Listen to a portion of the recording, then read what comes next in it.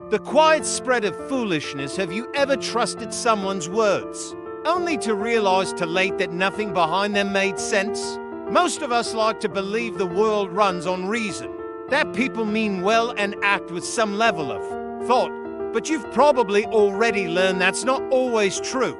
In truth, a large part of the world moves under the weight of actions that make no sense at all, done by people who are fully convinced they're doing the right thing. That's what makes it dangerous. Stupidity doesn't wear a warning label. It doesn't slur its words. It can speak clearly, smile politely, and carry a badge of authority. And yet, what it leaves behind is confusion, conflict, and collapse. It's tempting to think foolishness is rare, that it's the result of a bad day or a missed detail. But what if I told you it's not rare at all?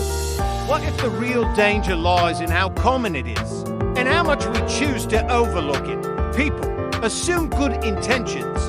They assume titles, education, or charm means someone must know what they're doing. But assumptions are fragile, and in the cracks, foolishness spreads. Think of it like dry rot. You don't see it on the surface. The building looks fine, but slowly, quietly, it eats away at the core. This happens in teams, in companies, in relationships, even in government. It's not usually one huge mistake that breaks the system. It's 1,000 small, mindless choices, repeated, defended, and ignored. The Stoics taught us to see the world as it truly is, not as we wish it to be. This is where it starts. Drop the comforting belief that most people act from logic. Accept that foolishness is everywhere, often invisible, and often praised until it's too late. And once you accept that, you stop being surprised by the chaos around you. You stop asking, why is this happening? And you start asking the better question. How do I stay awake in a world that keeps falling asleep? You have not enough humanizer words left. Upgrade your surfer plan. When intelligence betrays itself. Have you ever seen someone smart do something unbelievably foolish and still defend it like they're right? It's one of the hardest things to accept, but you've probably seen it too many times to ignore. Being intelligent doesn't protect someone from acting stupidly.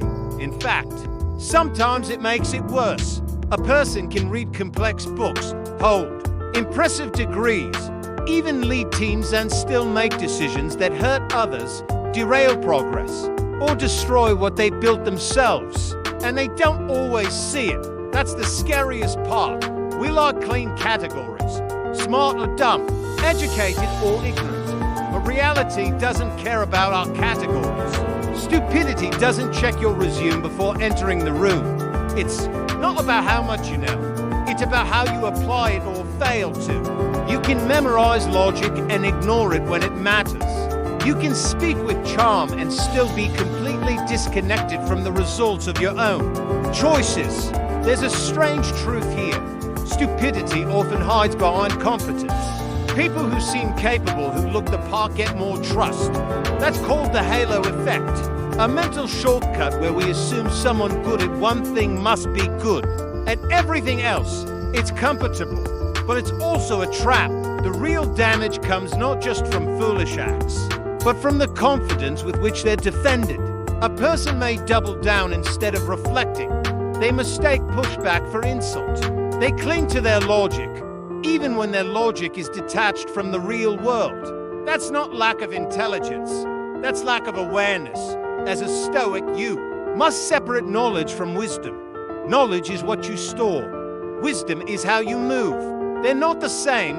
A wise person pauses, asks, listens, adjusts, but a foolish one presses forward, blind and proud.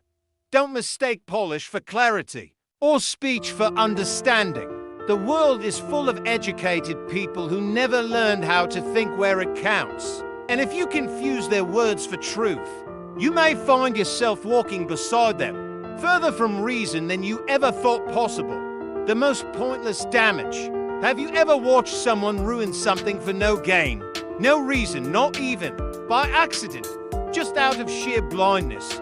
There's a kind of behavior that goes beyond selfishness. It's not done to win, not done to profit, not even to hurt someone intentionally.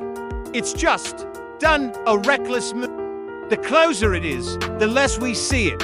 Have you ever ignored someone's foolishness just because they were familiar, or polite, or seemed harmless? It's easy to spot stupidity when it's loud and far away. A stranger ranting online, a leader making ridiculous decisions, someone on the news saying something that makes no sense. You can shake your head, walk away, or switch it off, but when it's close to you, that's when it becomes truly dangerous. We tend to let our guard down around familiarity, a co-worker who seems nice, a friend who means well, a family member who smiles warmly. We give them the benefit of the doubt. We excuse their bad judgment, minimize their influence, and think they're not a threat. They just don't get it. But that's the trap, because it's exactly those moments when we assume we're safe that stupidity does the most damage. It's unpredictable. It doesn't follow logic. You can't reason with it. You can't teach your way out of it. And yet, many rational people believe they can. They try to guide it, argue with it, fix it. But that only pulls them into the same spiral. You waste energy.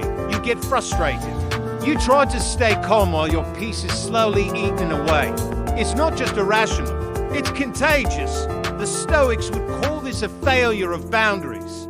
You can't tie your stability to things outside your control. And someone else's thinking, especially faulty thinking, is very much outside of it. Trying to fix a reckless mind by staying close is like hugging a storm and expecting not to get soaked. The most dangerous thing about stupidity isn't its presence. It's our belief that we can handle it, that we're strong enough, that we won't be affected. But over time, it chips away at clarity, erodes patience, and leaves you wondering how chaos found its way into your life. You don't need to be cruel, but you need to be distant. You need to protect your peace like a fortress. Don't argue where there's no soil for reason to grow. Don't plant seeds where the ground spits them out. Some minds don't need your words. They need your space, the chaos that wears no mask. Have you ever felt more afraid of someone's recklessness than someone else's cruelty? Malice has intention. It plans, it schemes, it calculates. And because of that, it has a rhythm. You can trace it, anticipate it, maybe even defend against it. But stupidity has no pattern, no direction, no brakes. And that's what makes it far more dangerous. The malicious person usually has a goal. That makes them predictable. But the stupid person, they act on impulse, fueled by fragments of thought and a complete detachment from consequence. They interfere where they shouldn't, speak on things they don't understand, push forward without asking if they're even facing the right way. And worst of all, they often do it with confidence. In groups, this chaos multiplies. One person speaks nonsense, another nods, and suddenly noise becomes belief. It spreads not through facts, but through volume. And once stupidity finds numbers or power, it becomes unstoppable. It doesn't just slow progress, it crushes it. This isn't just theory. We've seen it. History is littered not just with tyrants, but with crowds who followed them blindly, with systems that collapsed, not from evil plans, but from collective carelessness, when no one checks the steering wheel. Even a slow car crashes. And when no one questions a foolish voice, it becomes a guiding force in the dark. Some ask, why not try to help them? But as the Stoics taught, you cannot tie your well-being to unstable forces. You can show the path, yes, but if they trample, it'll wander off. You must keep walking. That's not coldness, that's wisdom. Because stupidity doesn't know it's dangerous. It knocks down what it doesn't understand.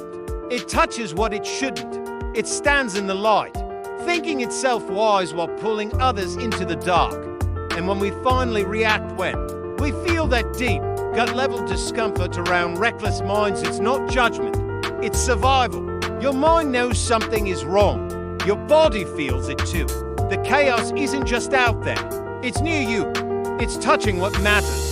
So, protect your mind, guard your values. Be kind, yes, but never let someone's ignorance become your downfall. Let reason be your armor. Let discernment be your distance. And when the noise rises, be the one who remains still and moved, awake and unbroken.